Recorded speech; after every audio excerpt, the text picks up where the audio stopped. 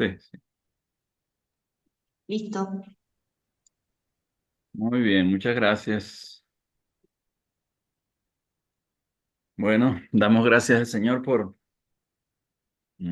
esta nueva oportunidad que nos da para continuar nuestra clase sobre el libro de Hebreos. Y como siempre hacemos, vamos a tener un momento breve de acercamiento al Señor para leer la palabra y estar orando, poniendo la enseñanza de este día en las manos de nuestro Señor, ¿no? Quiero invitarles a buscar en el capítulo 12 de Hebreos y vamos a leer. Damaris, me hace el favor para leer desde el versículo 1 Sí. hasta Hebreos el, 12, hasta el profe. versículo 11. Sí, Ok. Hebreos Ajá. 12, del 1 al 11. Hebreos 12. Espere.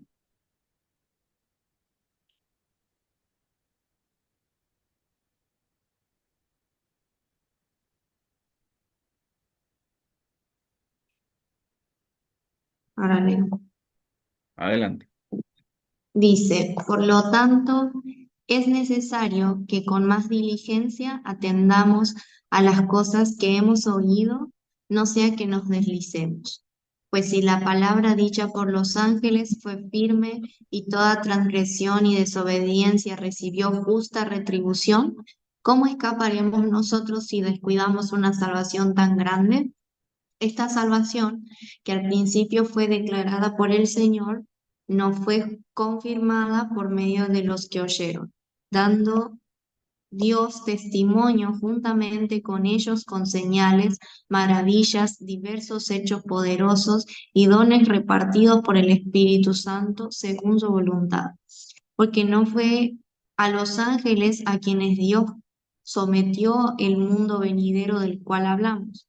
Pues si alguien dio testimonio en un lugar eh, diciendo, ¿qué es el hombre para que te acuerdes de él? ¿O el hijo del hombre para que tengas cuidado de él? Le has hecho por poco tiempo menor que los ángeles. Le coronaste de gloria y de honra. Todas las cosas sometiste debajo de sus pies. Al someter a él todas las cosas, no dejó nada que no esté sometido a él. Pero ahora no vemos todavía todas las cosas sometidas a él. Sin embargo, vemos a Jesús, quien por poco tiempo fue hecho menor que los ángeles, coronado de gloria y honra por el padecimiento de la muerte, para que por la gracia de Dios gustase la muerte por todos, porque le convenía a Dios por causa de quien y por medio de quien todas las cosas existen, perfeccionar el autor de la salvación de ellos por medio de los padecimientos para conducir a muchos hijos a la gloria. Pues tanto el que santifica como los que son santificados, todos provienen de uno. Por esta razón, Él no se avergüenza de llamarlos hermanos. Muchas gracias, mi hermana. Preciosa lectura de Mm. pasaje de Hebreos capítulo 2. Quería preguntarle, Damaris, eh, Sí. ¿ustedes en el Ejército de Salvación usan alguna versión de las Escrituras um, especial así que usen o también Eh, la más común será la Reina Valera 60 que usamos también? ¿Qué me dice? Sí, sí. Yo tengo la 2015, la Reina Valera, Ah, pero pudiera leer la 60, si usted quiere. no, no te O preocupes. sea, No, no. en la clase, digamos. Esa que leíste es la 2015. Sí, en la 2015. Ah, pero es Reina Valera también. Es Reina Valera, sí. Revisión. Ay, excelente. Nosotros en el ejército no hay una preferencia en las escrituras, Sí. pero llegamos a publicar una Biblia entre lenguaje actual Ah, del ejército, pero no hay una afinidad específica a sí. una versión. Ya, muy bien. Sí, actualmente se están usando mucho estas traducciones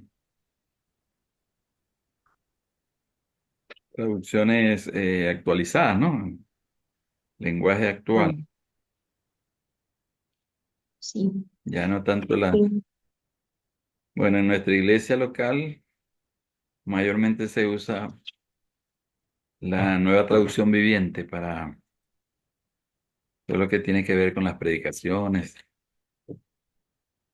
como es un poco más comprensible el lenguaje.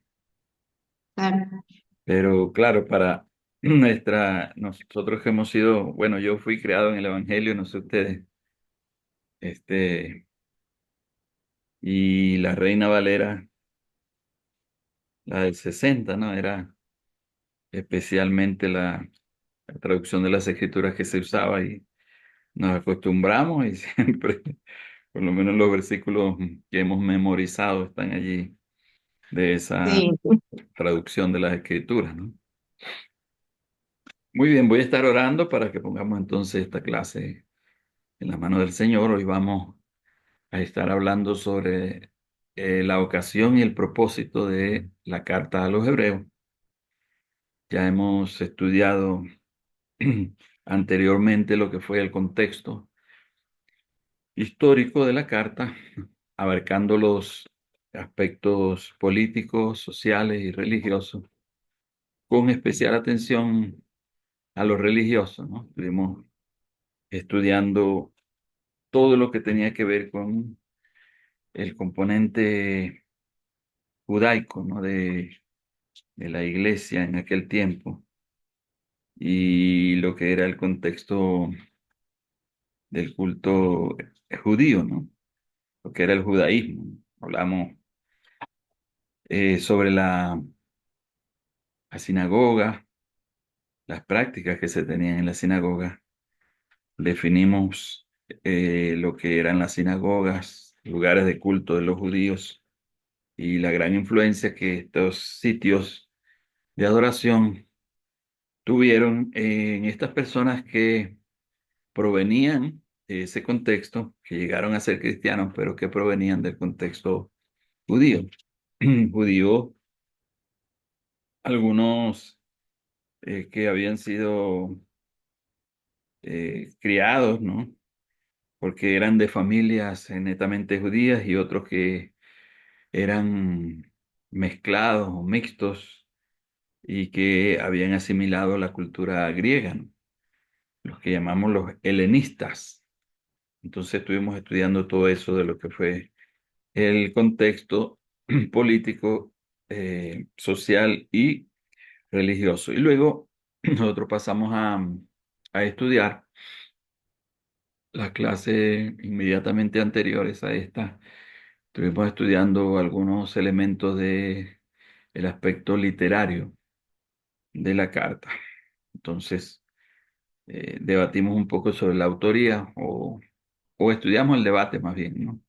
Que ha existido históricamente sobre la autoría de la carta y también estudiamos lo que es el género literario de este libro de la Biblia, ¿no? Y dijimos que no es propiamente una carta como tal, porque no tiene la estructura de una carta o de una epístola, conforme al resto de las epístolas del Nuevo Testamento, sino que parece haber sido un tratado, eh, un discurso o un sermón, y que finalmente fue enviado para su lectura a las iglesias, acompañado de una pequeña esquela o de una pequeña nota, la cual aparece en el capítulo 13, ¿no? Capítulo final del libro.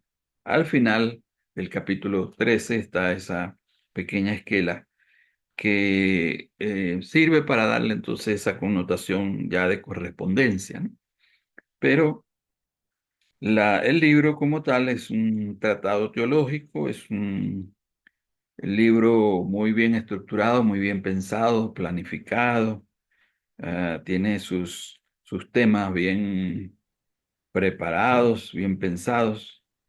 Entonces, en ese sentido, pues lo distinguimos del resto de las epístolas, ¿no? También hablamos de que este libro hace un enlace entre las epístolas paulinas y el resto de las epístolas del Nuevo Testamento, ¿no? Está ubicado en el canon bíblico inmediatamente después de la epístola a Filemón, que viene siendo la epístola número 13 en el orden en que aparecen en el Nuevo Testamento, de las epístolas paulinas, ¿no? Entonces, luego aparece Hebreos, conectando entonces con las llamadas epístolas generales, ¿no? Lo que es, a partir de allí viene entonces Santiago, las epístolas de Pedro, las epístolas de Juan, Judas. Entonces, este es el orden en que aparecen allí, el orden canónico, ¿no?, de las epístolas. Bueno, el libro de Hebreos, Dámaris y Anaí, nos llama sumamente la atención por su gran importancia para la iglesia, ¿verdad? Y especialmente para la iglesia actual, que pasa por algunas problemáticas muy semejantes iglesia, a las iglesias de origen hebreo de aquel tiempo, ¿no? Entonces, ojalá que el Señor cada día, cada clase que tengamos, nos alimente y nos edifique a través de su palabra, y precisamente eso vamos a pedirle al Señor en esta mañana, que nuevamente nos aliente, nos exhorte y nos edifique a través de su preciosa palabra acá en el libro de Hebreos. Padre, gracias te damos, Señor, por la bendición que nos da en esta nueva oportunidad de congregarnos, de reunirnos para llevar adelante este curso tan precioso, Señor, que tú nos permites estudiar. Y yo te ruego que bendigas muy especialmente a mis hermanas Damaris y Anaí, Señor, y que continúe fortaleciéndolas, edificándolas, Señor, por medio de esta tu bendita palabra. Señor, que cada materia que ellas estudien pueda ser de gran bendición para ellas y pueda motivarles a seguir adelante, a ser perfeccionadas, Señor, y a dar lo mejor para ti. Gracias por tu palabra que vamos a estudiar en este día. Señor, rogamos que esa palabra que este mismo libro de Hebreos dice que es viva y eficaz, Señor, pueda hacer la obra para la cual tú la envías a nuestras vidas, Señor, en este día. Te honramos y te bendecimos, Señor. Te damos gracias por la escuela de cadetes. Damos gracias por cada uno de los hermanos que allí participan, que se están preparando para servirte con eficacia y con un corazón lleno de amor, corazón sensible a las necesidades del prójimo. Señor, un corazón apasionado, según el ejemplo precioso que les ha dejado su fundadores.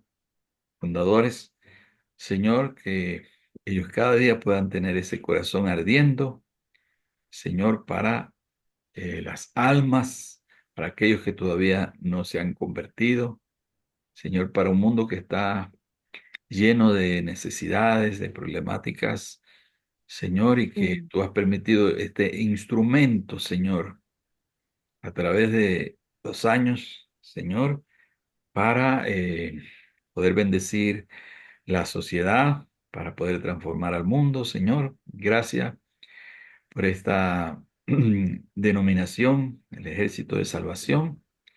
Te rogamos que continúes usándole, Señor, a través del mundo para aquel propósito por el cual tú les has instituido, Señor.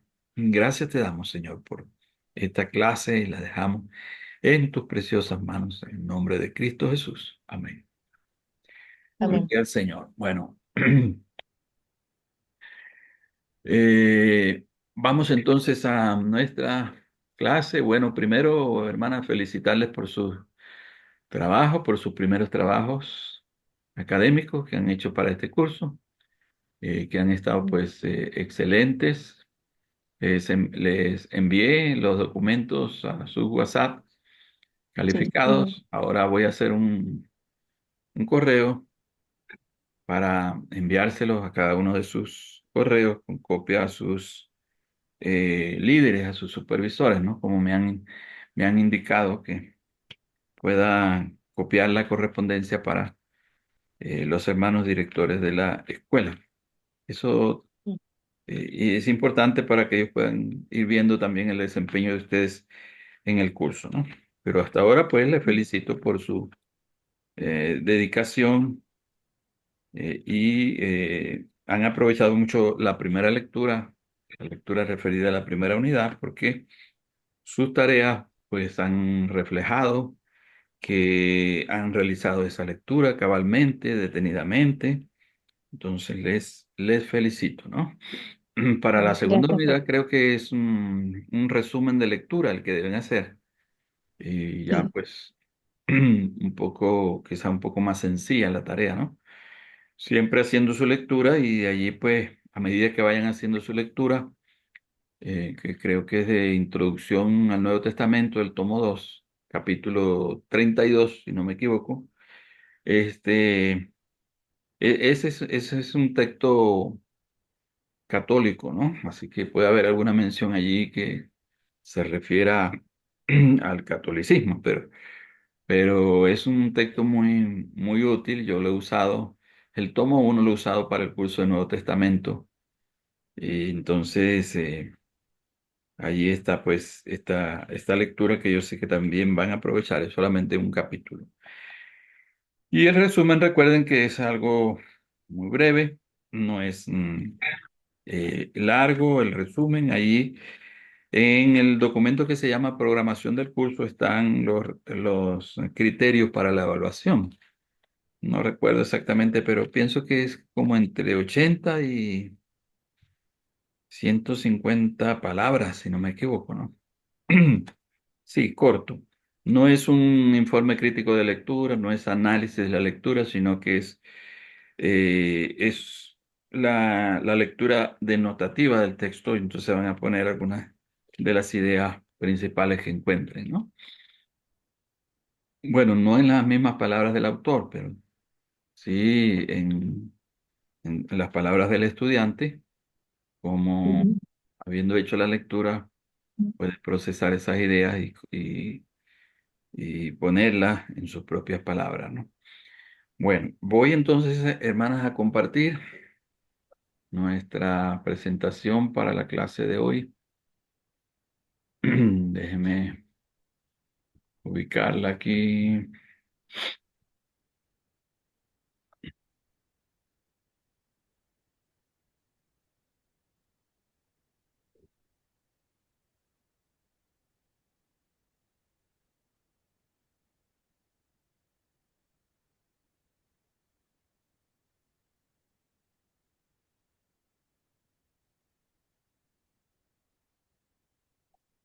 Ahí está. Bueno, y qué bueno que nos pueden ir quedando los materiales, ¿no? Del curso, las presentaciones y la bibliografía para que ustedes puedan aprovechar al máximo.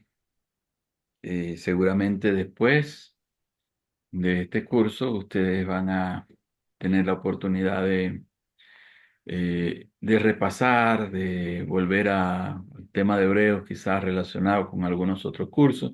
Entonces van a tener estos materiales disponibles para poder utilizarlo. Entonces vamos a nuestra lección para el día de hoy.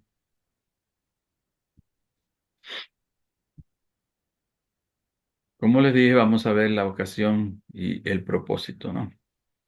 El, el momento en el cual se dio la carta, el libro a los hebreos y por qué o para qué, ¿no? Se escribió el libro. Entonces, eso vamos a ver.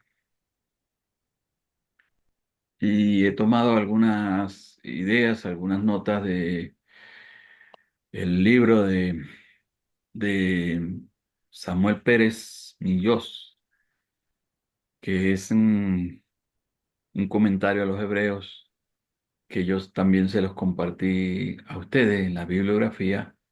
Entonces, de ese texto he tomado algunas ideas para nuestra clase de hoy. Y al final de nuestra presentación está la bibliografía, exactamente el nombre del libro y del autor y de las páginas de donde se han tomado estas ideas, ¿no? Entonces, para entender el tema, que es la ocasión y el propósito del libro de Hebreos, vamos a ver en primer lugar las razones del escrito, ¿no? Toda, toda obra literaria siempre tiene un propósito, un por qué se escribió. Entonces, igualmente son los libros de la Biblia, ¿no? Tienen su propósito y también tienen su momento histórico en que se escribieron, ¿no?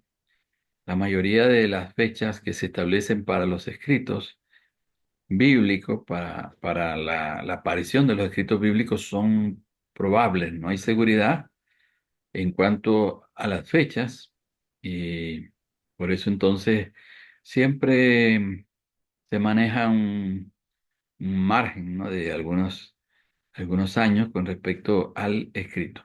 Nosotros hoy no vamos a estudiar la fecha en que apareció la carta a los hebreos, en que se escribió, en que se usó. Eso es parte de nuestra próxima clase. Hoy solamente vamos a ver entonces el propósito. Y vamos viendo los temas así bien definidos, con esa particularidad para que podamos tener el mayor aprovechamiento, ¿no? Y nos confundamos tal vez con el manejo en la clase de varias temáticas, sino que estamos manejando un solo tema prácticamente en cada clase para estar bien enfocado. Entonces vamos a ver las razones del escrito, ¿no? De este escrito de Hebreo.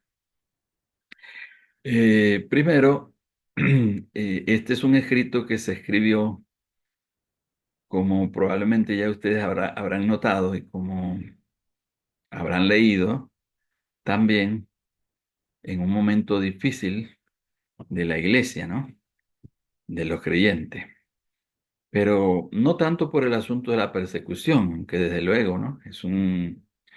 La persecución de los primeros creyentes fue algo muy terrible, ¿no? Y así estaban siendo también los lectores de este escrito, estaban atravesando persecución ya durante cierto tiempo, ¿no? Y parecía que la persecución arreciaba, cada vez se ponía la situación más difícil. Pero en el libro, en hebreo, se nota unas problemáticas espirituales muy marcadas, que es quizá el mayor interés del escritor acerca de sus lectores, que ellos pudieran eh, reflexionar, pensar acerca de la situación específica que estaban viviendo, ¿no? Lo que era el asunto de la apostasía o el peligro de que aquellos creyentes de origen judío pudieran volver al judaísmo, a las prácticas del judaísmo, o se pudieran apartar de la fe cristiana. Entonces, el escritor tiene en mente ese propósito de que ellos puedan reflexionar sobre aquella problemática que estaban atravesando, ¿no? Sobre todo lo que era el estado espiritual de esa congregación o congregaciones, ¿no? Que a las cuales fue escrito este libro, ¿no? Entonces busca hacerlo reflexionar profundamente sobre esa problemática. También tiene el propósito de alentarlos, ¿no? No solo llamarlos a pensar, a autoexaminarse, a reconocer sus debilidades, pecados, a, a preguntarse, ¿no? Si realmente estaban viviendo la fe cristiana como deberían vivirla, si realmente estaban experimentando a Cristo como deberían hacerlo, relacionándose con el Señor de la manera en que Él lo desea, sino que en base a todas esas problemáticas que ellos estaban pasando, el escritor también tiene el propósito de alentarlos, de darles ánimo, ¿no? Porque era un conjunto de cristianos que probablemente a causa de todas las situaciones que estaban viviendo, estaban tendiendo a desanimarse de la fe, ¿no? A desalentarse, a desesperanzarse. Entonces, el escritor de los Hebreos tiene el firme propósito de que ellos sean animados, ¿no? Y eso es precisamente lo que significa la palabra exhortación. La palabra exhortación básicamente significa consolación. Que ellos que en la iglesia tenemos el don de la consolación, Dios nos ha dado la capacidad para animar, para consolar, para fortalecer la vida de otras personas.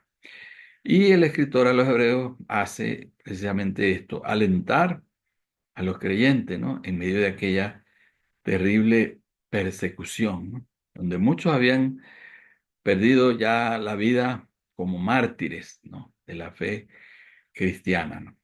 Entonces, esa terrible persecución de parte especialmente de los judíos, que nacía en las sinagogas, nacía en el templo, en Jerusalén, de parte del Sanedrín judío, ¿verdad? Especialmente, pero también había una persecución de parte de los gobernantes, ¿no? De parte de los romanos. A medida que se desarrolla esta iglesia de los hebreos, también van pasando acontecimientos históricos importantes, ¿no? Y uno de ellos es, por supuesto, el desarrollo del culto al emperador, que se daba en todas las provincias del Imperio Romano, ¿no? Y en todas esas ciudades griegas siempre había una estatua al emperador, porque había sido divinizado el emperador romano, y tenía un culto también sumamente elaborado, ¿no? Estaba un sumo sacerdote de ese culto también, y habían sacerdotes en los diferentes lugares que animaban al pueblo o dirigían al pueblo en cuanto a este culto idolátrico, ¿no? El culto al emperador. Entonces, no sé si han leído mis hermanas que era necesario rendir cuando se pasaba frente a una estatua del emperador, había que quemar incienso, había que colocar ofrendas florales, había que rendirle en cierta manera reverencia o culto a esa figura del emperador y que los cristianos se negaban a tales prácticas y por lo tanto entonces eran perseguidos también desde el gobierno civil, ¿no? Eran perseguidos entonces por causa de sus creencias. Así que en aquel tiempo los cristianos estaban un poco proscriptos de la vida social, permanecían un poco aislados, ¿no? De las sociedades y muchos no podían participar libremente de lo que era el comercio, por ejemplo, porque se tenía que ser fiel, adecto al culto del emperador para tener la plena libertad de comerciar, de tener relaciones comerciales, ¿no? Empresariales. Entonces, la fe cristiana ocasionaba a estos hermanos mucha dificultad para su existencia, ¿no? No como en el día de hoy, que nosotros podemos vivir con esa plena libertad en nuestros países, podemos adorar, tenemos nuestros cultos de reuniones para celebrar. nuestras creencias, para acercarnos al Señor como congregación, como comunidad, pero en aquel tiempo era eso sumamente difícil, ¿no? Bueno, entonces ese segundo propósito es sumamente importante, alentar a estos cristianos casi desmayados, casi desfallecientes, que muchos de ellos ya habían llegado a pensar que la situación era demasiado dura, ¿no?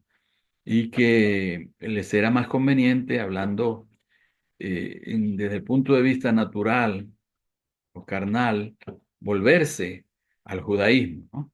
Entonces, por eso el escritor les dice todo lo que les dice a través de este libro, ¿no? Vamos a mirar entonces la tercera razón que nos da el autor Samuel Pérez sobre el, el por qué el escritor escribe, ¿no?, este libro. Dice que busca advertir sobre los peligros en cuanto a la fe. O sea, a causa de la situación que ellos estaban viviendo,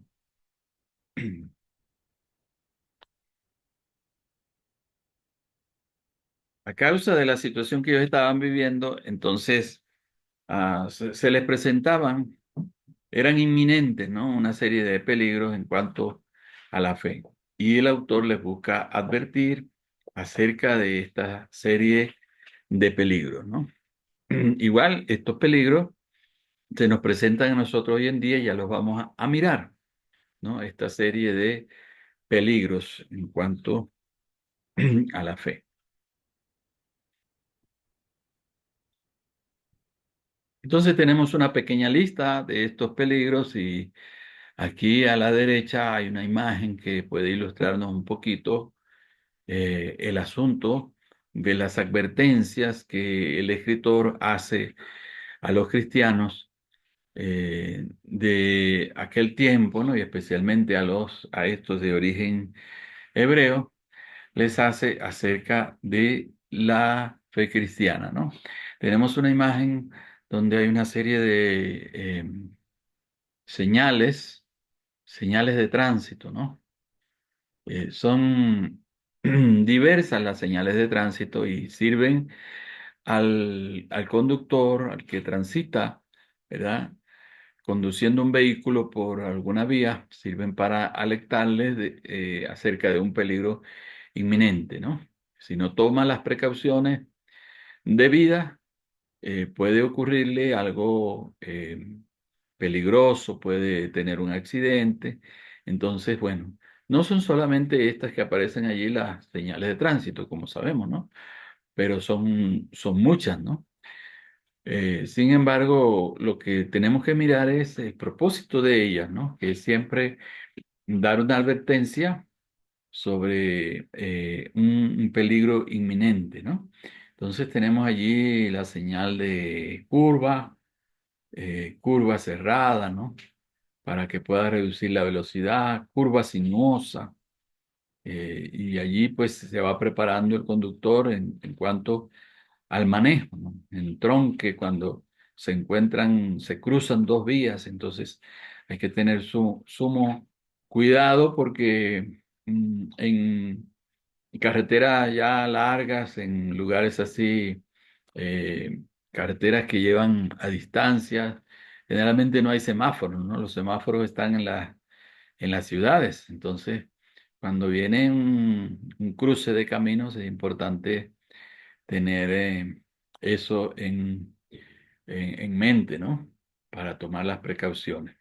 Está también la de incorporación de tránsito, porque se va por una carretera, por una vía, y hay un camino de acceso donde entran vehículos, ¿no? Así que se tiene bastante cuidado en cuanto a eso. Cuando también tenemos la otra de estrechamiento del camino, ¿no? Cuando el camino se pone un poco más angosto, y entonces todo esto lleva al conductor a tomar sus previsiones, ¿no? Está la de que indica el ancho que puede permitirse, eso a veces es en los accesos, ¿no?, a las autopistas, hay esta indicación del ancho, a veces de la altura, que está permitida.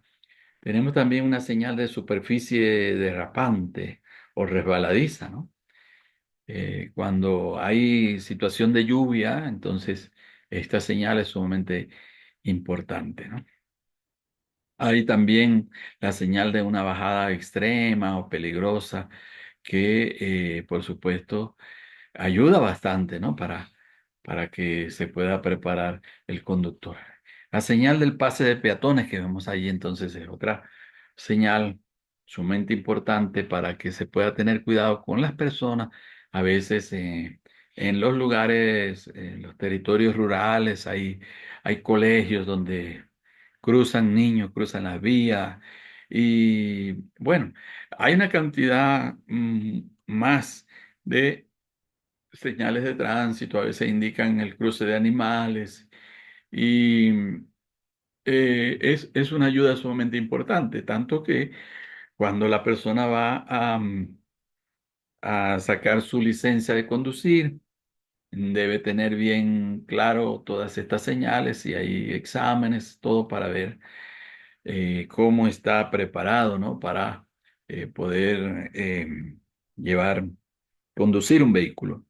Entonces, es igual en cuanto a la fe cristiana, ¿no? Hay una serie de peligros que son inminentes, que pueden ser próximos, especialmente cuando se caen en algunas situaciones o cuando se atraviesan algunos periodos, algunas situaciones, y esto es lo que sucede acá en el libro de los Hebreos, ¿no?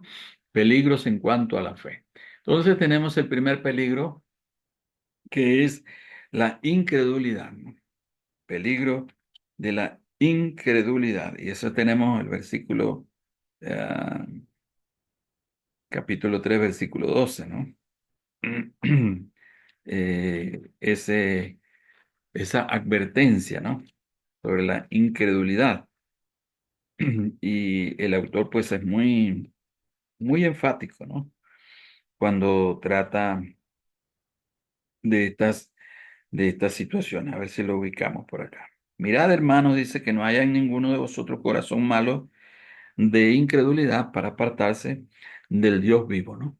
Y el escritor una y otra vez pone el ejemplo de los hebreos, el ejemplo del pueblo de Israel en el Antiguo Testamento, ¿no? Recordemos que hay una cantidad enorme de citas del Antiguo Testamento. Hablamos en la clase pasada, a ver cuántas citas nosotros listamos allí del Antiguo Testamento, según el autor que estábamos citando. Bueno, 31 citas, ¿verdad? Nosotros hicimos esa lista en la clase pasada. Así que Sí. sí, y son mayoritarias las citas tomadas de los salmos, ¿no? Salmos mesiánicos, para aplicárselas a nuestro Señor Jesucristo. Citas del Pentateuco también, sobre la vida de Moisés, ¿no? En comparación de la vida de Moisés con la vida de Jesús. Citas de algunos de los profetas, ¿no? Así que las citas son muy, muy extensas en este libro. Todos los libros del Nuevo Testamento citan el Antiguo Testamento, ¿no? De alguna forma. Tal vez, si no directamente, sí indirectamente, ¿no? A través de alguna figura, o algún símbolo, alguna referencia muy cercana a aquello que sucedió. Eh, Quizás no la cita literal, ¿no? Como tal, pero sí hay mención a situaciones, eventos, personas del Antiguo Testamento en cada libro del Nuevo Testamento. Tenemos entonces la incredulidad, ¿no? Que es algo también con lo cual luchamos hoy en día, ¿no? Dice que el corazón puede hacerse malo a causa de la incredulidad, ¿no? A causa de la falta de fe. Entonces el corazón puede pervertirse cuando dejamos que la duda vaya ganando terreno en nuestro corazón. Entonces, cada vez debemos alimentar nuestra fe, especialmente a través de las promesas de la palabra de Dios, ¿no? Que es la palabra la que nos ayuda a conocer los grandes hechos, los hechos poderosos de Dios y su propósito con nosotros, ¿no? Entonces, la palabra nos alimenta, la palabra nos alienta, la palabra nos anima para creerle a Dios, para continuar en nuestra carrera a pesar de las circunstancias, a pesar de las dificultades, ¿no? Entonces, qué linda esta exhortación, ¿no? Allí en el libro de Hebreos. Vamos a ver una segundo peligro es el desconocimiento de las Escrituras y aparece allí en el capítulo 5, versículos 11 hasta el capítulo 6, versículo 3. Un pasaje un poquito extenso donde les advierte, ¿no? sobre la ignorancia de las Escrituras. Lo terrible que es para un cristiano ignorar lo que Dios ha revelado en su palabra, ¿no? Lo que Dios nos ha dejado. Entonces, ese desconocimiento de las Escrituras puede llevar a muchas situaciones. ¿A a qué situaciones o a qué condición puede llevar a una persona, a un creyente, el desconocimiento de las Escrituras? A ver.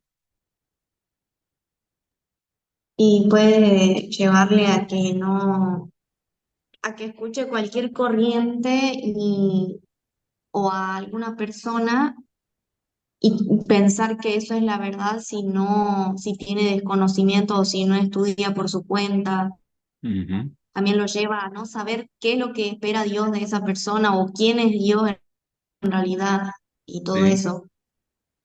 excelente, gracias, hermana. Sí, perfecto. El desconocimiento de las Escrituras tiene muchas implicaciones, ¿no? Como ha dicho Damaris, nos puede llevar a desconocer el propósito de Dios con nosotros, ¿no? ¿Qué es lo que Dios nos demanda? ¿Qué es lo que Dios desea? Por eso es que hay una debilidad, hay un vacío en iglesias, en congregaciones donde no hay enseñanza de la palabra de Dios, ¿no? Muchas iglesias hoy en día descansan es en la predicación. Y no es lo mismo predicación que enseñanza, ¿no? Porque la predicación es un mensaje que se da generalmente en la celebración dominical y es un mensaje que no se detiene mucho, ¿no? En la explicación, en el análisis, en el estudio, ¿no? Sino que la predicación pues usa más elementos de motivación, eh, usa aplicaciones, analogías, ilustraciones, en fin, pero no se profundiza, ¿no? en el estudio de las escrituras. Así que hay entonces hoy en día una debilidad en la iglesia. Muchas iglesias han eliminado mm, ese estudio profundo de la escritura, no hay escuela bíblica y entonces hay un vacío, ¿no? Es un peligro muy grande para los cristianos, para los creyentes, ¿no? Entonces, con relación a lo que decía Damaris, el siguiente peligro es, por supuesto, consecuencia de los errores doctrinales, ¿no? Se caen en creencias falsas, puede ser arrastrado por una falsa doctrina que abundan hoy en día, como sabemos, ¿no? Hemos llegado a aquellos tiempos que profetizó el Espíritu Santo a través del apóstol Pablo cuando dijo que en los últimos días vendrían doctrinas de demonios, espíritus engañadores, ¿verdad? Que tratarían de desviar a los cristianos de su firmeza, ¿no? en la fe. Y los errores doctrinales hoy en día son tan comunes en la iglesia, ¿no? Y yo diría también tan populares, porque un error doctrinal tiene mayor popularidad que una verdad bíblica como tal. La gente los asimila a estos errores doctrinales, generalmente difundidos por aquellos grandes predicadores, famosos, telepredicadores, llamados apóstoles de hoy, de la actualidad. Entonces, difunden estos errores doctrinales y ellos aducen que son revelaciones, que Dios les ha dado revelaciones frescas, revelaciones nuevas, Entonces tenemos que tener sumamente presente que como cristianos necesitamos tener un conocimiento profundo de las Escrituras, cada vez aprender más de lo que Dios nos enseña a través de su bendita palabra. Vamos avanzando entonces. El cuarto peligro que ve acá el autor es la negligencia para congregarse, ¿no? Nosotros debemos ser celosos en cuanto a congregarnos, asistir a la iglesia, y no debemos ser descuidados en este aspecto de la vida cristiana, porque son muchos los beneficios que recibimos al congregarnos, y es la voluntad de Dios, ¿no? Porque Dios desea que su pueblo le adore, pues le sirva en comunidad, ¿no? No de forma aislada, sino, como dice allí la palabra, y especialmente el apóstol Pablo cuando escribe a los Efesios, dice, cuando usa la analogía del cuerpo, ¿verdad? Dice que los miembros del cuerpo se ayudan mutuamente, ¿no? Cada coyuntura dice que ligada a los demás permite que el cuerpo funcione. Entonces no podemos ser cristianos solitarios, sino que necesitamos de una congregación, necesitamos de unos pastores, necesitamos la supervisión y el apoyo de unos líderes, y por eso necesitamos entonces congregarnos. Parece ser que aquellos cristianos eh, habían descuidado este aspecto tan importante de la vida cristiana, y por eso le dicen, no os dejéis de congregaros como algunos tienen por costumbre, ¿no?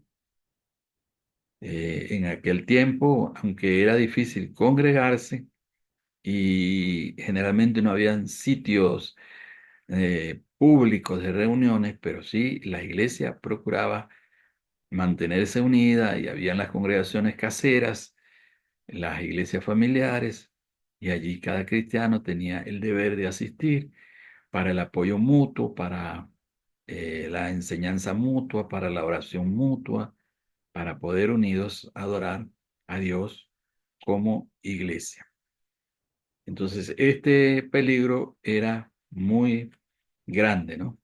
Si dejaban de congregarse, entonces no iban a ser alimentados, no iban a aprender de la palabra, no iban a tener sujeción a un pastor, como les había enseñado nuestro Señor y como lo habían enseñado entonces los apóstoles. Veamos, el número 5 es la pérdida de la salvación. Entonces está muy claro allí, este capítulo 6, versículos 4 al 6, nos habla precisamente del peligro de la pérdida de salvación en caso de que una persona se descuide, abandone la fe, vuelva atrás, caiga en apostasía. Y eso es algo que nosotros los que provenimos de la teología wesleyana, ¿no? Nosotros, en el caso de usted, en el caso de nosotros los nazarenos, tenemos esta teología wesleyana o esta herencia wesleyana. Estamos claros que la salvación sí puede perderse, ¿no? Una persona puede apartarse, volver a su estado anterior de incredulidad, de frialdad y de pecado después de haber estado caminando firmemente con el Señor, ¿no? Por eso entonces allí la advertencia acerca de la pérdida de la salvación. Este tema es muy debatido hoy en día, ¿no? Los calvinistas dicen que no, que la salvación no puede perderse, que si somos hijos de Dios, seremos siempre hijos, Dios será siempre nuestro Padre, esa relación filial no puede perderse, y aducen pues una serie de ideas, una serie de creencias acerca de la imposibilidad de perder la salvación, ¿no? Y en realidad, Dios ha prometido guardarnos en firmes, ¿no? Como nos enseña la palabra. Dice que, por lo menos la palabra dice que Dios es poderoso para guardarnos sin caída, ¿no? Dice la Escritura. Es decir, Él tiene toda la gracia suficiente para que nosotros podamos permanecer firmes, sin caída, ¿no? Pero eso es si nosotros caminamos en obediencia y somos vigilantes, ¿no? Somos cuidadosos de nuestra salvación. Pero una persona puede irse deslizando poco a poco al punto que ya haya perdido esa relación con Dios, que le capacita, que le habilita esa relación íntima y personal con Dios, que le habilita para ser salvo. Entonces es como en el caso de Sansón, ¿no? Usamos esa ilustración que dice allí la palabra en la historia de Sansón en Jueces que él no sabía que ya Jehová se había apartado de él, ¿no? Él quiso hacer lo mismo que hacía antes, tener esas victorias, esa, esas guerras, esas luchas eh, victoriosas, pero no sabía que ya Jehová se había apartado de él. Entonces, estos son los peligros en cuanto a la fe que se ven allí en el libro de Hebreo. Vamos a mirar entonces también algunas advertencias solemnes que da el escritor, ¿no? Advertencia es algo que se anuncia, ¿no? Es algo que se dice antes y generalmente tiene que ver con algo malo que puede venir, lo que hablábamos anteriormente, los peligros que pueden convertirse en situaciones de derrota, ¿no? A los creyentes. Son solemnes en la forma como se dicen, ¿no? El escritor usa el ejemplo del pueblo de Israel, las caídas del pueblo de Israel en el Antiguo Testamento para eh, eh, advertirles a ellos sobre su situación.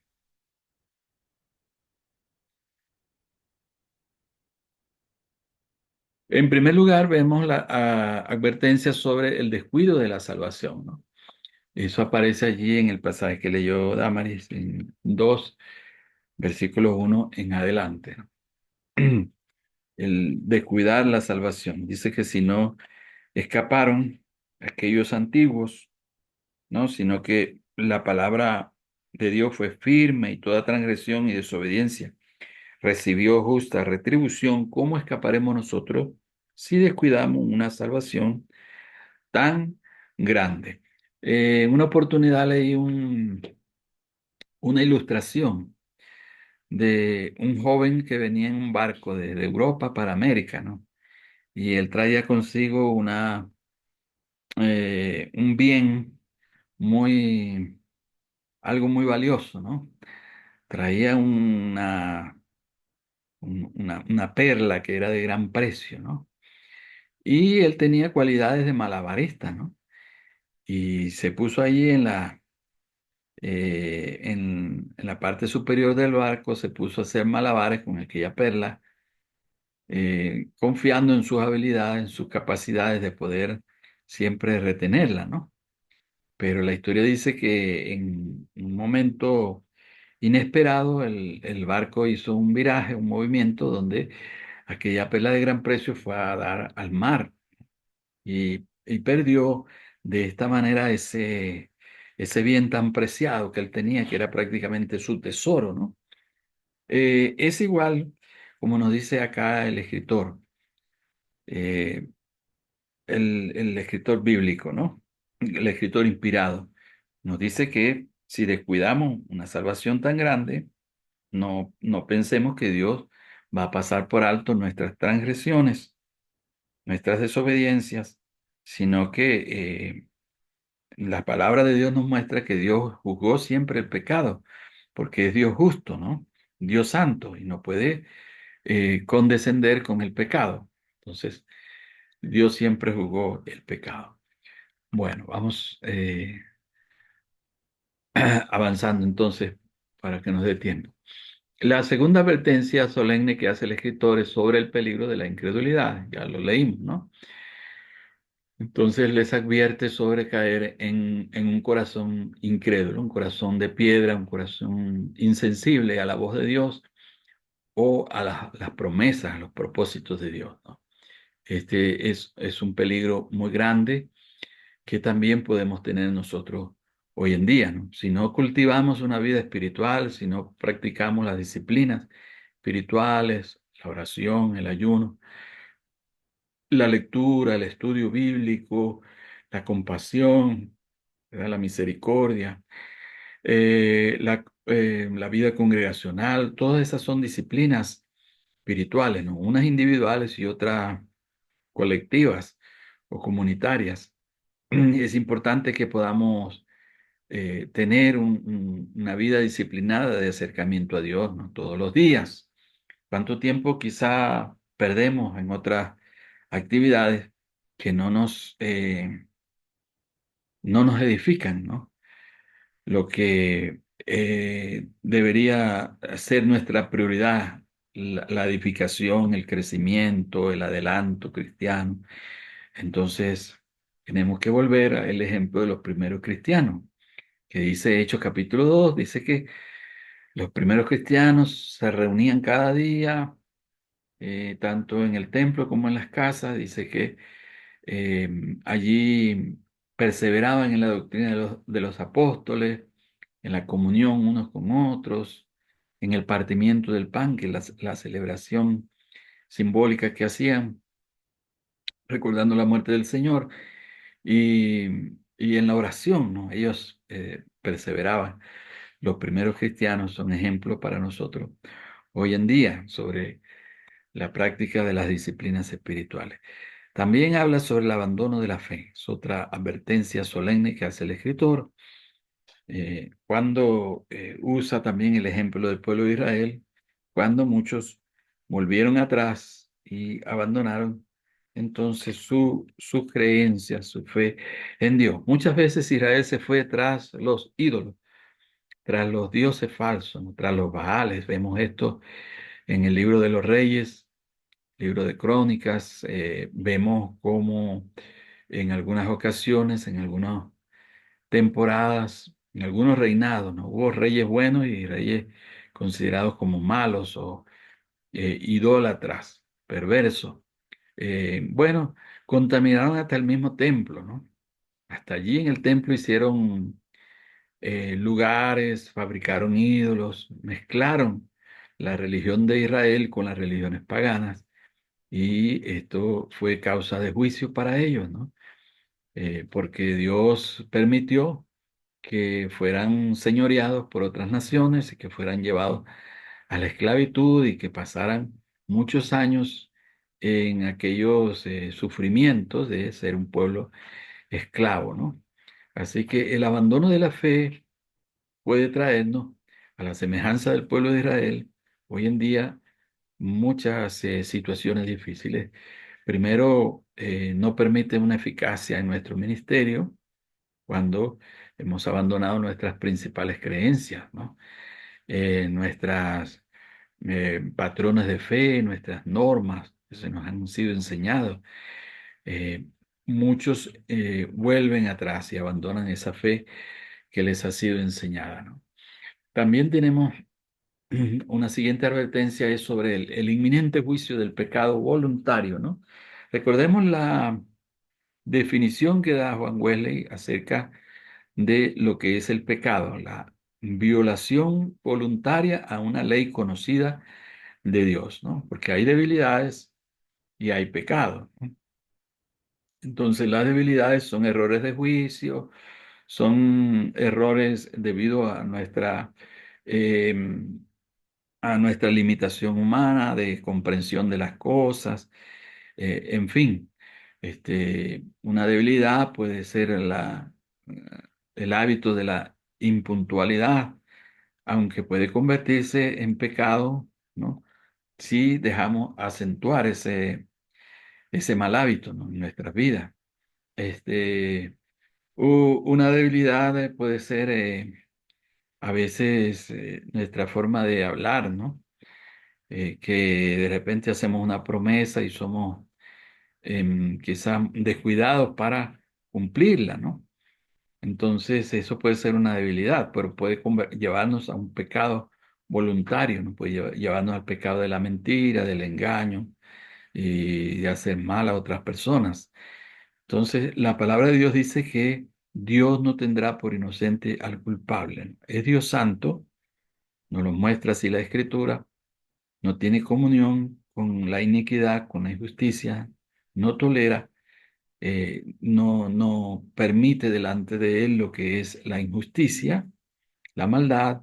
Entonces él juzga lo que es el pecado voluntario. Eso aparece en el capítulo 10, versículo 26 al 29, donde dice que si después que conocimos el, el Señor, después que le recibimos, entonces volvemos a pecar voluntariamente, dice, ya no queda más sacrificio por el pecado, es decir, el sacrificio de Jesús ya no cubre ese pecado voluntario, sino que queda es una horrenda expectación de juicio, dice, y de hervor de fuego, ¿no? Que está preparada para los adversarios, pero una persona creyente puede caer en esa condición, en esa situación, al pecar voluntariamente. Tenemos que ser temerosos de Dios, como dice Pedro, conducirnos en temor todos los días de nuestra peregrinación, porque servimos a un Dios santo, que ha dicho, sé santo porque yo soy santo.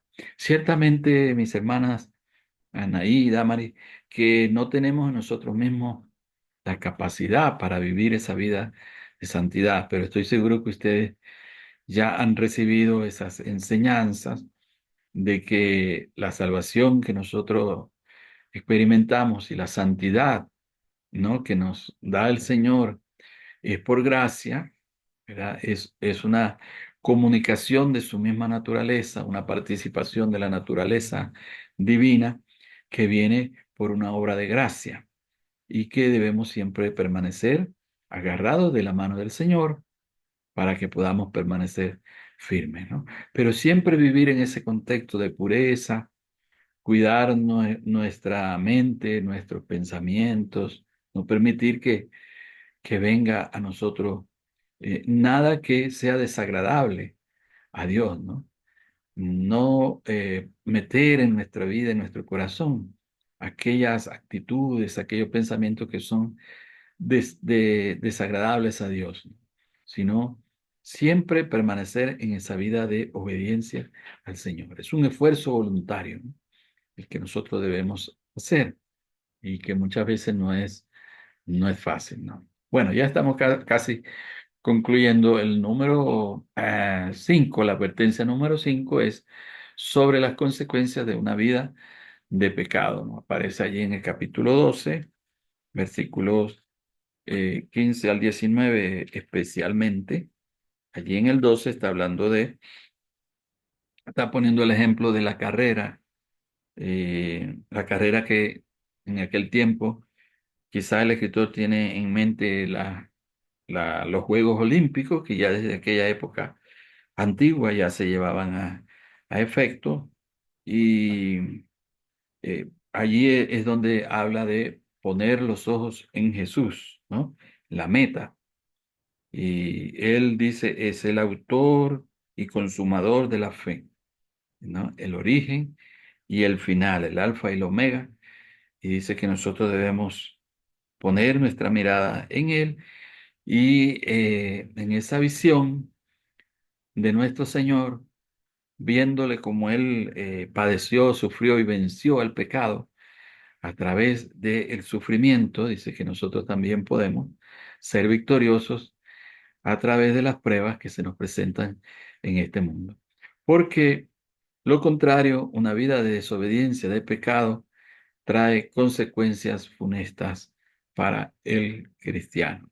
Entonces allí advierte, dice que nosotros no somos de los que retrocedemos para condenación, sino de los que vamos hacia adelante para salvación, a pesar de todas las dificultades. Así que, como vemos, mis amadas hermanas, este libro de Hebreos nos alienta, nos anima, nos exhorta, y es un libro sumamente importante de las Escrituras que nosotros debemos estar estudiando continuamente y en cuanto tengamos la oportunidad también predicar, ¿no?, acerca de este precioso libro, estudiar algún pasaje acerca de este libro. Bueno, Si no me equivoco, ustedes tendrán también como en las tareas, a ver, ¿qué me dicen para que terminemos?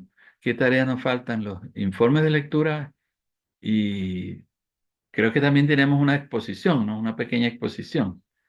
Así que más tardar en la próxima clase yo les paso el tema para su... Sí, sí, tenemos el Ya para... resumen que fue Ajá. y después la exposición, La sí. exposición, ¿no?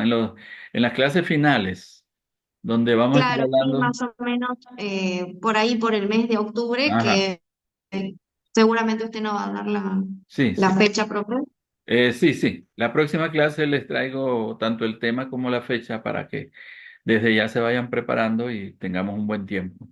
Entonces, en sus exposiciones. Muy bien, mis amadas hermanas, Dios les bendiga. Seguimos entonces en contacto y les hago llegar la presentación, la grabación y cualquier otra cosa que sea necesaria. Dios les bendiga grandemente. Bueno, Gracias, perfecto. profe. Amén. Muchas Bendiciones. gracias por todo. Bendiciones. Chao, chao, mi hermano. Chao. Chao. Chao.